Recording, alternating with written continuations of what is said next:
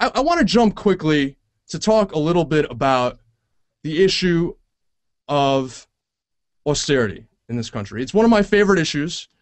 It's not one of my favorite phenomena, but it's one of my favorite issues to talk about. As I always disclose, I am the policy director of Social Security Works, an organization fighting to cut Social Security benefits. So I'm a little bit partial on this, but I think I'm on the right side of history, and I think actually polling shows that the American people largely agree with me. There's a cut out there, there's a benefit cut out there that you may have heard of. It's called the Chain Consumer Price Index. It would cut Social Security benefits, it would cut veterans benefits, and believe it or not, it would also raise taxes in a way that is extremely regressive.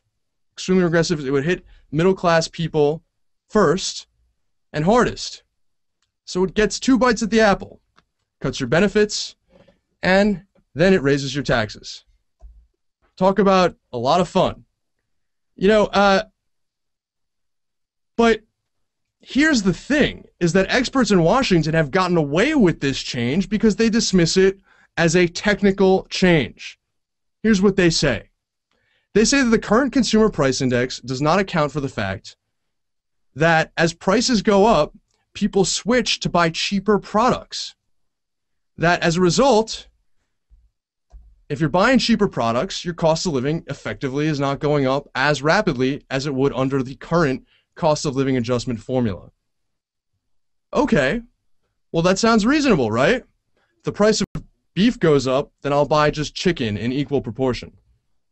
Well, it would be reasonable, except for the fact that seniors, the people that depend on Social Security, the people that rely on Social Security's cost of living adjustment, people with disabilities, the people that rely on Social Security and Social Security's cost of living adjustment, do not have the same expenses as the rest of the population.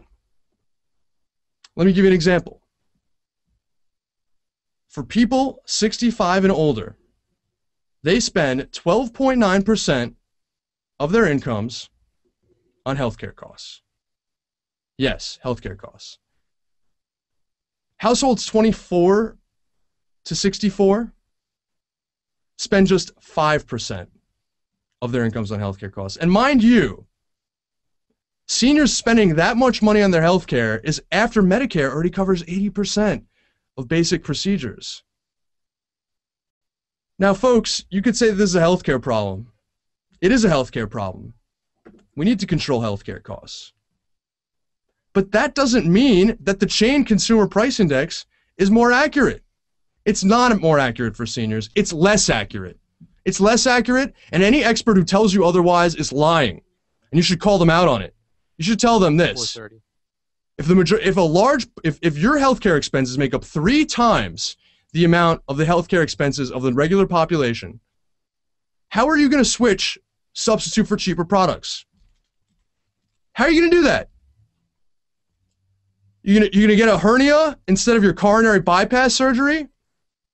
You're going to take aspirin instead of Lipitor for your heart problems? You're gonna just skip chemotherapy? That's what this effectively does. It's not more accurate. That's a lie.